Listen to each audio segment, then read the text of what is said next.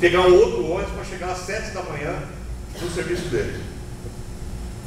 Aguentou um patrão pentelho o dia inteiro, sabendo que no final do mês ia receber uma merreca de salário.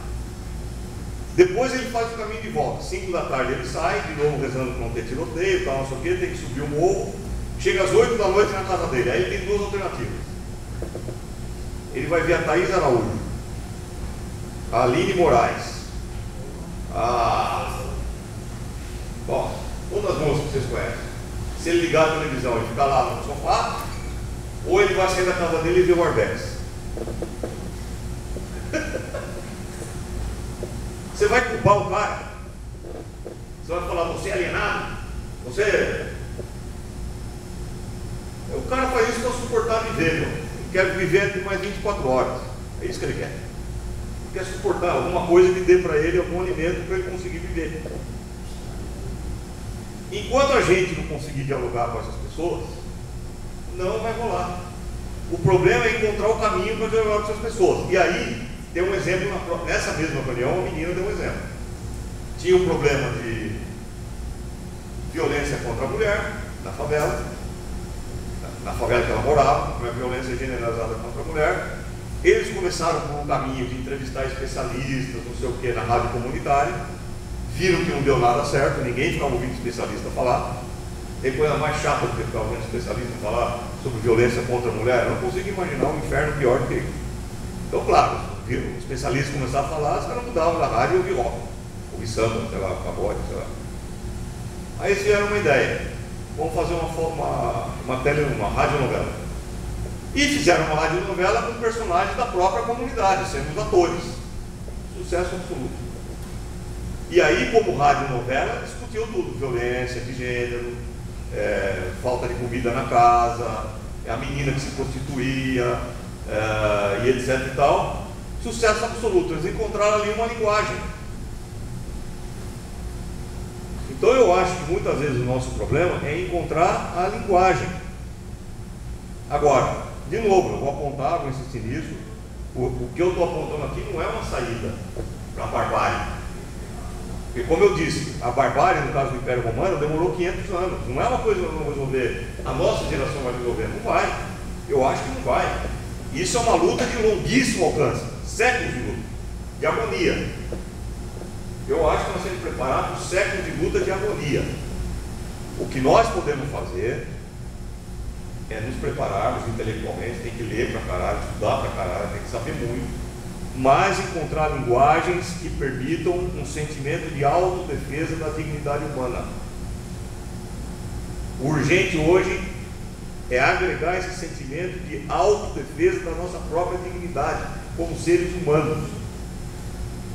Nós temos que encontrar essa linguagem. Os evangélicos encontraram.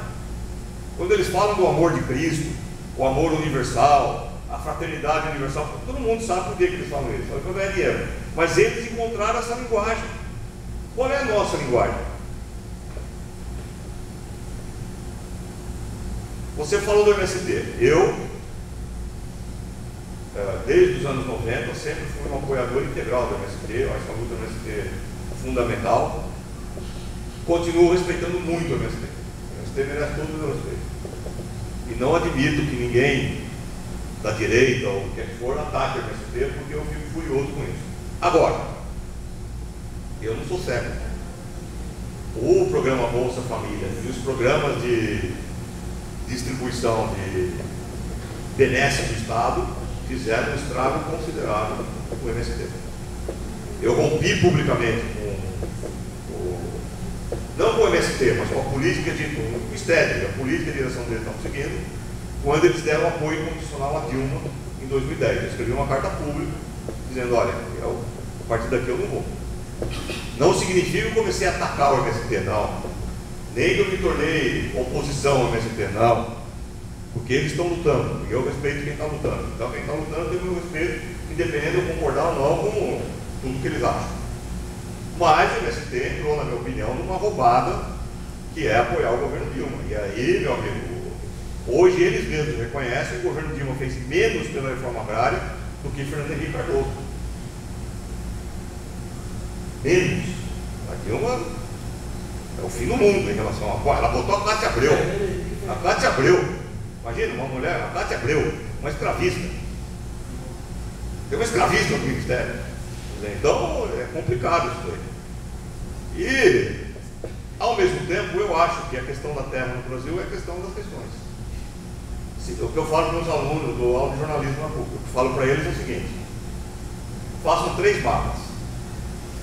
Primeiro mapa, os donos da terra no Brasil. Isso que você falou, da fundiária. Primeiro mapa, os donos da terra no Brasil. Segundo mapa, os caciques que controlam o Congresso Nacional. Terceiro mapa, os donos da mídia. Bota um mapa em cima do outro. Adivinha o que acontece? É o mesmo. Os caras que controlam as terras são os caras que controlam o Congresso, são os caras que controlam a mídia. Quer dizer, se você tem um traço comum, em 500 anos de história do Brasil, é esse. É o fato de que a terra jamais será propriedade do povo. Começou com as Sesmarias lá atrás, que a terra era propriedade da coroa. Aí veio a lei de terras de 1850, que transformou a terra caríssima para impedir o Estado de distribuir terra para os escravos emancipados. E aí se instaura a economia do latifúndio.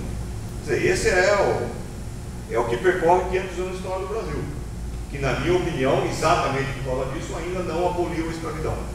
Eu digo que o Brasil não aboliu a escravidão. Isso é o que eu defendo. Um monte de sociólogos ficou horrorizado quando eu falo isso. Não, o Brasil não aboliu a escravidão. Essa é a minha opinião. Por quê? Porque para abolir a escravidão precisa democratizar a propriedade da terra. Eu acho que isso é fundamental para um país como o Brasil. Então, até por defesa da natureza, por defesa das nossas reservas naturais, por defesa da Amazônia, por defesa da nossa água e etc. Então, não é por acaso. Outro dia a Rede Band, o Estadão, toda a mídia fez um escândalo porque o Stettin ganhou o título do governo mineiro de cidadão, tal, não sei o quê, e toda a mídia caiu de pau matando, dizendo que o governo mineiro estava promovendo o terrorismo, qualificando o Stettin como um terrorista. Não é caso que a mídia faz isso. A Rede Bandeirantes, por exemplo, tem no caso um compromisso de sangue, porque a mulher do dono da Rede Bandeirantes era casada com o ex-governador do estado lá, o Abreu Sodré, que era grileiro de metade das terras do Pontal do Paranapanema. Quer dizer, que é onde está a terra grilada daquela família laranjeira lá, o Cotrali. Então você tem aí laço de sangue direto, assim, na mídia, em defesa do latifúndio contra o MST e etc. Que é uma característica do atraso brasileiro. O Brasil nunca vai sair do atraso enquanto houver o latifúndio. Não tem jeito. Agora, acabar com o latifúndio no Brasil é a revolução nesse país. Porque aí você vai desmantelar a coluna vertebral do poder, que está ancorado na terra. E cada vez mais, porque hoje o agronegócio é a vitrine da economia brasileira para o mundo, vamos dizer assim. E a destruição da Amazônia é o grande trunfo que a burguesia tem para vender o imperialismo internacional. É a destruição da Amazônia e a pirataria dos recursos naturais da Amazônia. Então, a questão da terra no Brasil hoje continua sendo uma questão fundamental. É por isso que eu acho que, embora eu tenha as críticas ao MST, etc. eu respeito completamente o MST e acho que nós temos que apoiar esse movimento. Embora tenha todos os problemas e críticas que tem que fazer, etc. Agora, quem sou eu para querer ensinar o MST alguma coisa? Então, finalmente, os problemas que a Patrícia levantou, ela saiu, mas eu não acho que exista uma oposição entre o escravismo e o capitalismo. Ao contrário, o Brasil desde sempre foi inserido no modo capitalista de produção como resultado do trabalho escravo. Na época da Revolução nos Estados Unidos, da Guerra da Secessão, entre 1861 e 65, se você computasse, você considerasse um trabalhador negro como mercadoria, que era como se considerava naquela época, e você fosse ver a propriedade que o latifúndio do Sul tinha acumulado em termos de mercadoria, capital dinheiro, personificado pelo trabalhador escravo, o escravagista do Sul era muito mais capitalista do que o do Norte. Tinha muito mais capital, porque tinha um monte de trabalhador escravo lá no Sul, produzia muito mais mercadoria, o algodão, etc. e tal, que ele exportava. Ele movimentava a economia capitalista muito mais do que a indústria do Norte. Então é uma ilusão achar que havia uma oposição capitalista entre a indústria do Norte e o trabalho escravo no Sul. Não havia essa oposição. Ao contrário, sem o trabalho escravo no Sul, não haveria capitalismo no Norte. É uma loucura dizer que há uma oposição. Ou que o Brasil não é capitalista e tem trabalho escravo no Brasil. Não, é o contrário. O capitalismo demandou a escravidão para poder existir. E eu digo mais, para voltar ao tema da barbárie, quanto mais a barbárie se aprofundar, mais vai haver retorno ao trabalho escravo. Retorno ao trabalho escravo. Você vai ter centros ultra avançados de tecnologia capitalista em alguns setores do mundo, e você vai ter uma exploração descarada do trabalho escravo em outros setores do mundo, porque isso é a barbárie. E as duas formas vão coexistir e vão se alimentar mutuamente. Então, aliás, já está existindo. O que eu estou falando? Vão existir. Já está existindo. Todo mundo sabe que a Apple, para vender as bugigangas que elas vendem para a gente a $2.000, ela emprega trabalho escravo na China. Ou vocês ouviram falar do puta escândalo em 2013, quando trabalhadores de uma fábrica da Apple na China começaram a pular do alto da janela para se matar porque não aguentavam mais trabalhar. Então, nós compramos produto do trabalho escravo. Colocaram grade para impedir o suicídio. Nós compramos produto do trabalho escravo e produto da ultra tecnologia. Qual é a contradição que tem nisso? Dizem que a miséria só existe porque dá lucro, né? É lógico, claro. É o que o Marx falava. Enquanto houver um exército industrial de reserva, a burguesia vai estar rindo, porque aí o salário vai aumentar. Claro, eu demito você, tem 300 no teu lugar, querendo ocupar o teu lugar. Só que nas condições atuais do capitalismo, já não se trata mais de trabalho assalariado, é de escravizar populações inteiras, meu. É disso que se trata. Então você tem centros ultra avançados no norte e trabalho escravo no sul. Qual é a contradição que tem nisso? Nenhuma. É o contrário, precisa, para poder manter preços competitivos. Ué, o que é globalização?